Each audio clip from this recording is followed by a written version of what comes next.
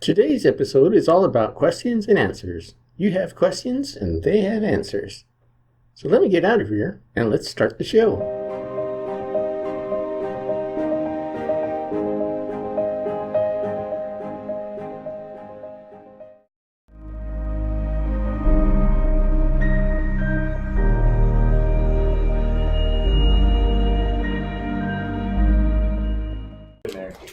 Thank you guys. It's always funny too, because like the other people who are representing each of their departments, come on, a little closer. They always look at everyone else and they're like, well, I want to show something that cool too. Like they all are like wanting to show something cooler. So I think every month you're just gonna get something more and more because they really want to. They really want to. Now we're likely gonna go over time here because, and that's okay. I know you guys are. We have 27. Well, we can try to speed round it. Okay. Speed rounding is always hard. This is Steven saying he's gonna try to speed round it. Well, yeah. I tried to speed round. I've never seen you. No, Jeff's long-winded. I'm really short, right? It's not true, but okay.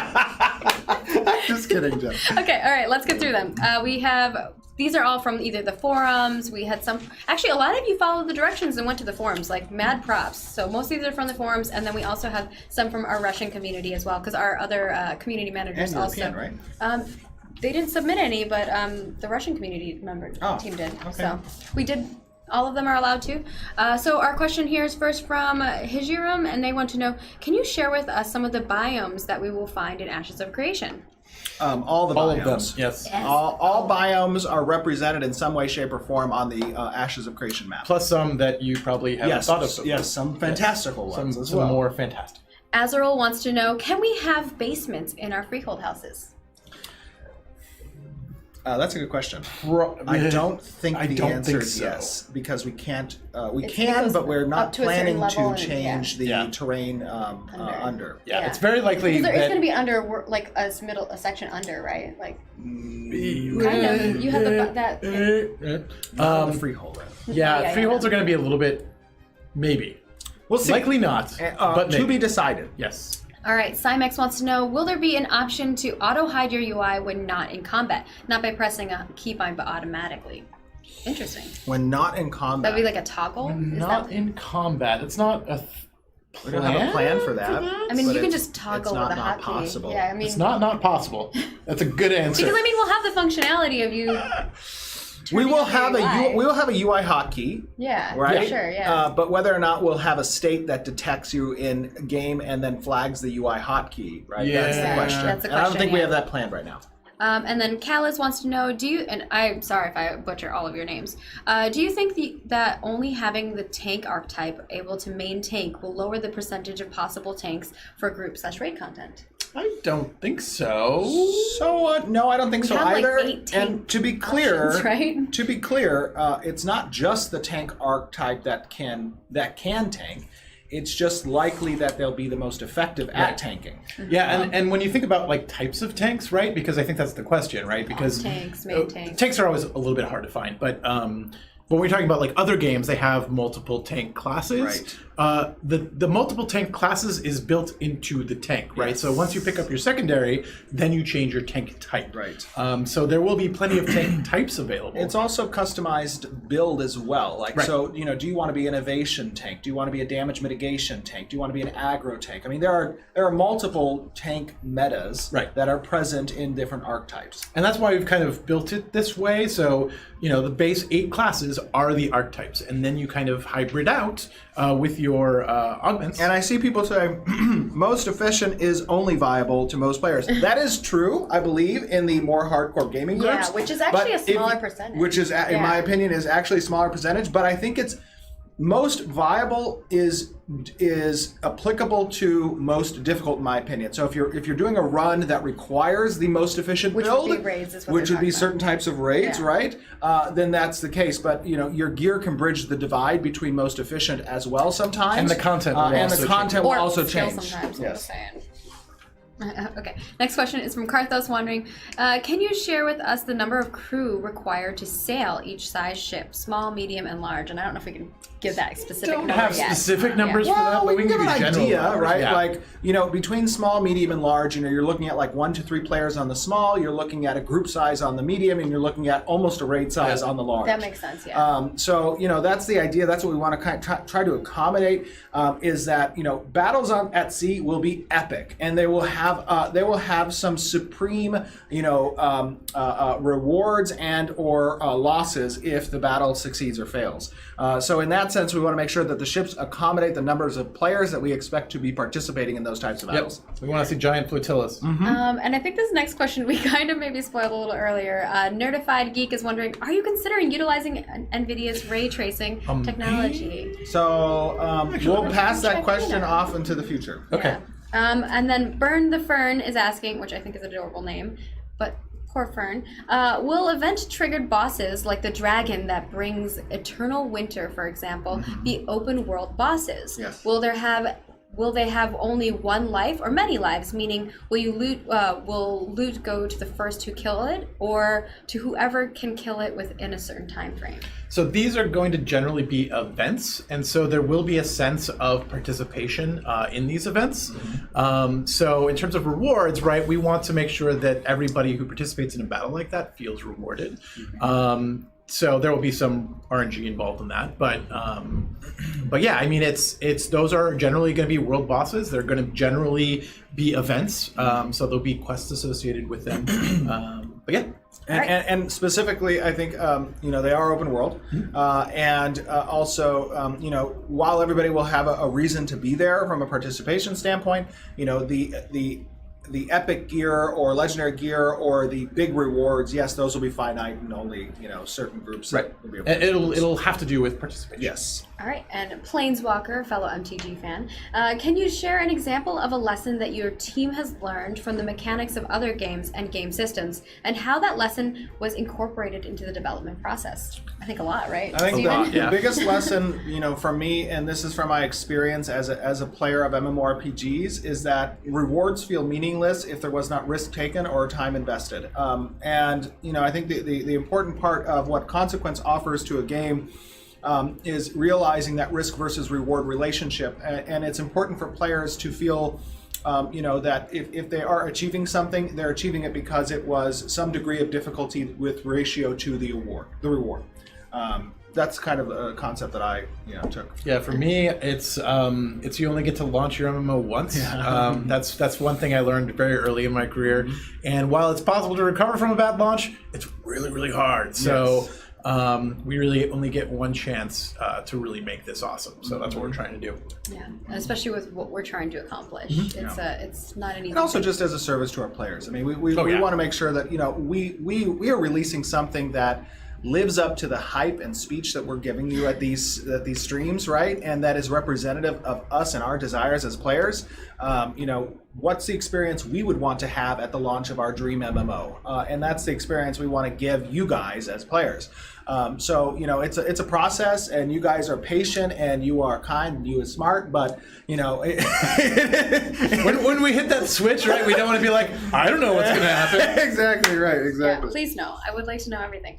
Also, we have a lot of questions, so let's. Sorry, speed round. Who will command troops during a node siege/war? If anyone can, will the communication tools, like having a raid lead that can talk to different squads, be available to all citizens?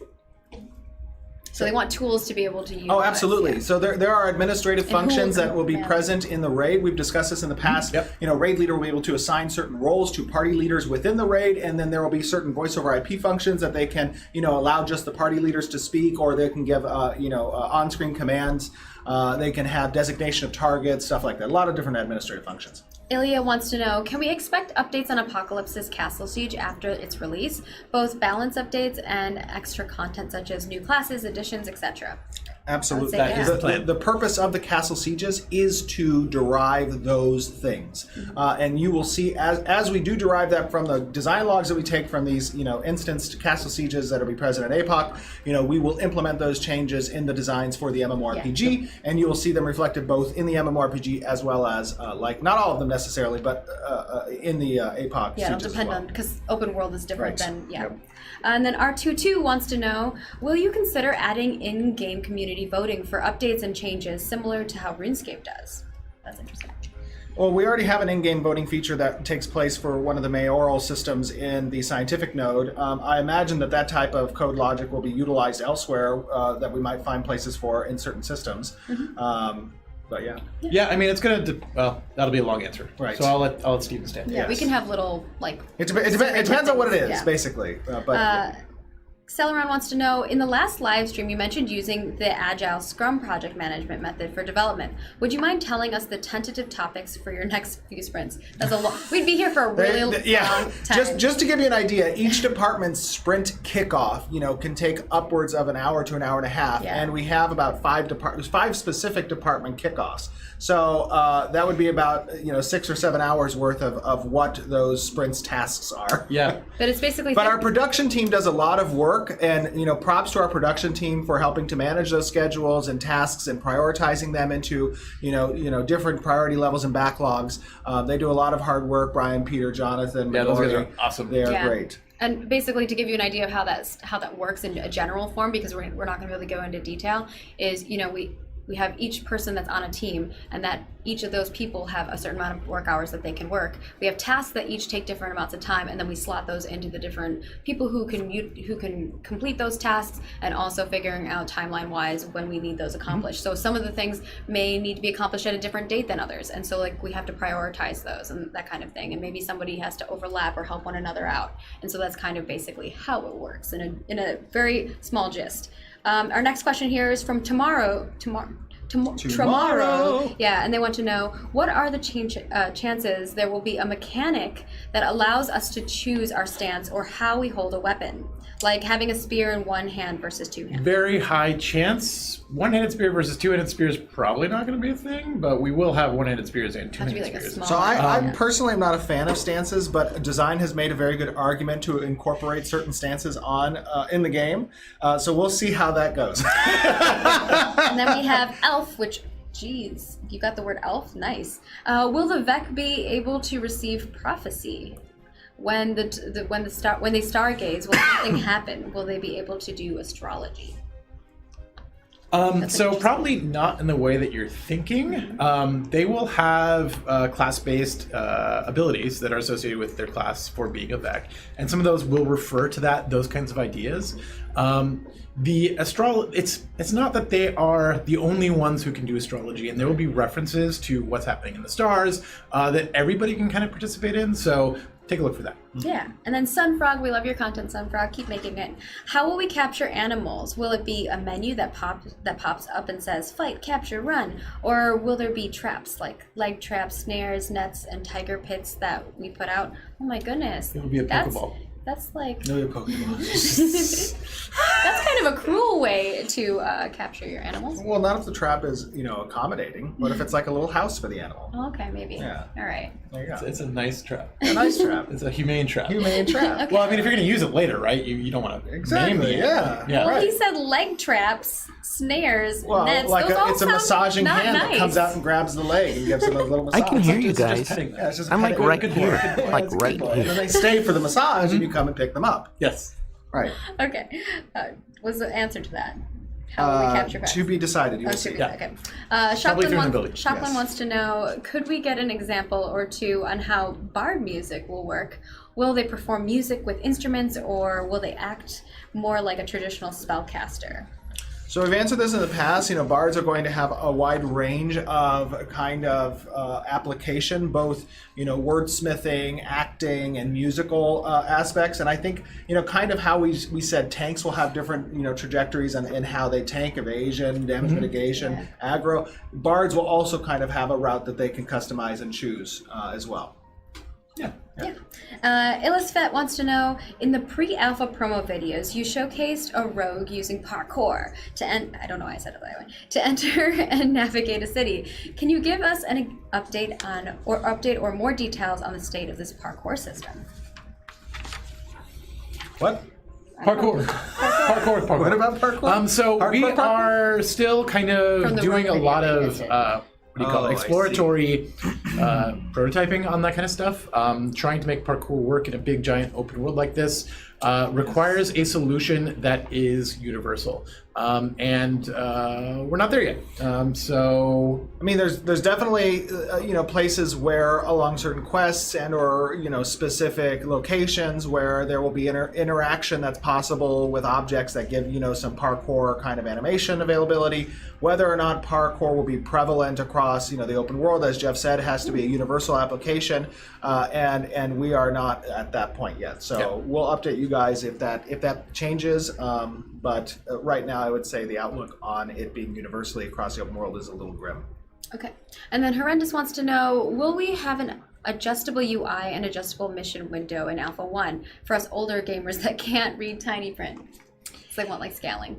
We should have UI text scaling, I believe, for Alpha 1. I'm not totally positive. I know it's in the options. It's we should have it. But yes. Okay. It will come. It will definitely be there in the last product. Democulus wants to know, can you share a bit more about trophies? Will we be able to turn loot parts of bosses into trophies or furniture? Yes. Ooh, Yes. That is a very cool aspect. It's a great way for you to show off, your achievements and accomplishments on your property and in your homes, and it's something that we want to have available. Yep. And Azalato wants to know, the AOC wiki says banking between characters is being discussed. Is there any new information on this topic? Banking between characters. So, banking is something in a game like ours where economy matters and regionality is important from a gatherable and processed standpoint, that you will not be able to bank items that are relevant in those scenarios across characters, but it's likely possible that you'll be able to bank items such as like furniture or, what if I'm married to somebody? Can I share a bank account with them? I don't know, I'm getting you're going to have settings where you can allow access to different players' permissions, right? For personal storage devices that can be found on freeholds or in your homes. But again, the important thing is between characters is a little difficult for the gatherables and or processed goods. McStackerson, I like that name. Can you elaborate on how combat pets will work? You mentioned that they will be a horizontal choice. Do you equip them like a weapon piece of gear, or do they limit your abilities in some way? What was this? This is talking about combat pets. Combat pets, yeah. Can you elaborate on how pets will work? Okay.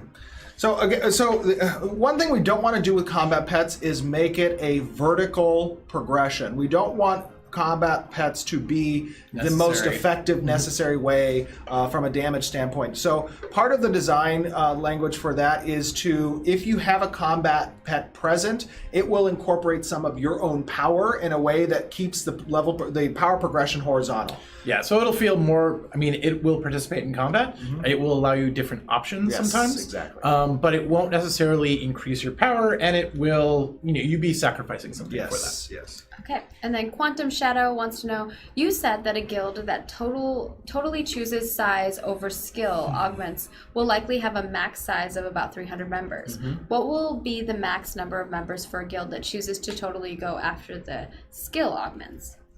It's going to be between 30 and 50, I would say. If you maxed out your skill augment and chose no expansion option for that guild, it would be, I would say, between 30 and 50. We'll fine-tune that a little bit more as we get into those numbers are alphas.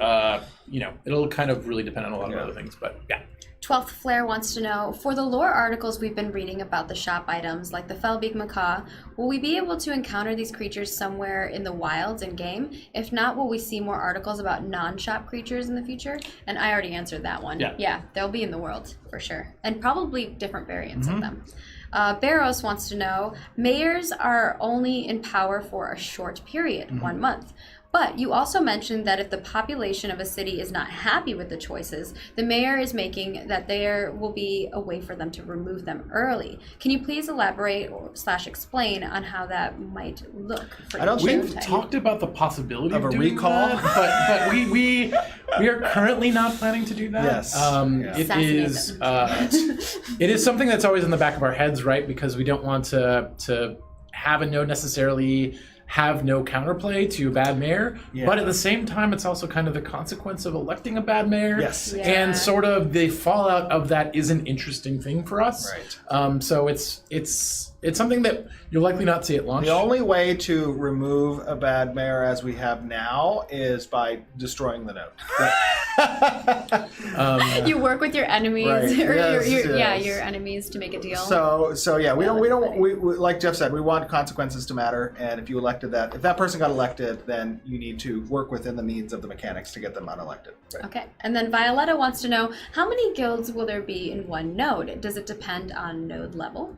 So it depends on, are you talking about patron guilds? It doesn't say. It's got to be patron guilds. Okay, so yeah, any because- number of guilds can be in Exactly, a node, yeah. right? But then is the idea of patron guilds, And that grows with size. right? And I think it's like 3. It's 3 is going to be max at the Metropolis Oh, that's level. handy to know. You're going to have 1 starting at the town, 2 at the city, and then 3 at the Metropolis.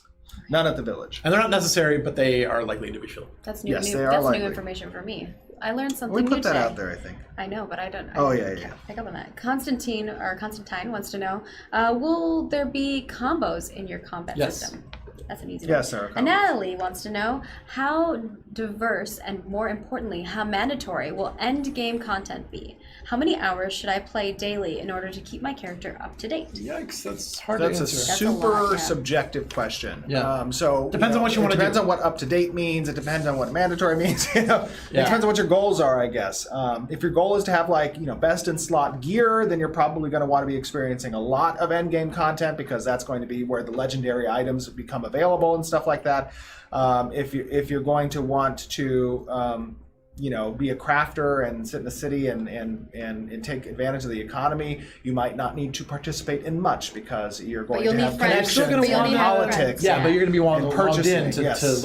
leverage those Right, things, right? absolutely, So, yeah. so it really depends on what your goals as a player are. There's going to be plenty of stuff for people to do for a very long time. If you log in an hour a day, you're going to have plenty of stuff to do. If you Right. want to log in, 16 hours in a day, you're going to have plenty of stuff to do. So, And again, end game isn't something we really subscribe to from Right. a concept standpoint. Yeah. There's a lot of Because we're- options and avenues and progression that players can have in many different areas of the game. and with the nodes, everything's going to be changing exactly, all the time. and all of them are applicable. all of them. And we keep wanting to. get- We're yeah. going to continually add more too with Right. updates. Right. So Oh, yeah, absolutely. You won't get to that point, hopefully. Yeah. But with the Yeah. node system itself, you'll never get to that. Yeah, because it's a persistent ebb and Yep. flow, That's an and emphatic statement. you make It is. It's a true statement. I love it. yeah, you make the content in that constraint, Right. but we make the content as far as like. Yeah.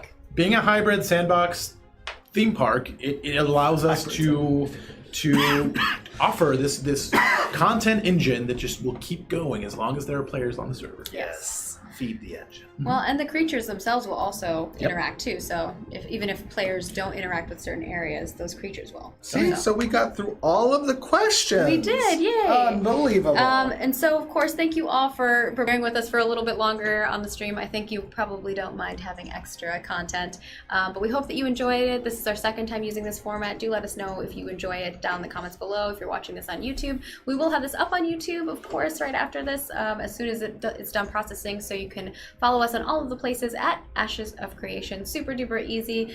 We let you guys always know when things are coming out on Twitter, Facebook, Instagram, all of the things of that sort. So stay tuned with us. And of course, if you go to our ashesofcreation.com/news page, we always keep you updated on all of the things. We have quite a few things that are coming along the lines. We have a creative director's letter that's coming out that will have some dates that you'll be interested in.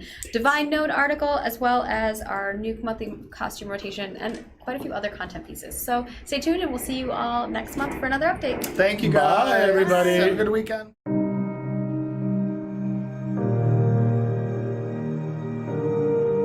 Well, that's the last episode of the Twitchcast series for this month. I hope you enjoyed the show. I learned some new techniques and tried out some new stuff. Thanks to Intrepid Studios for the shout out. I love your content too. why not stick around and watch some more shows and then decide if you'd like to subscribe. Thanks for watching.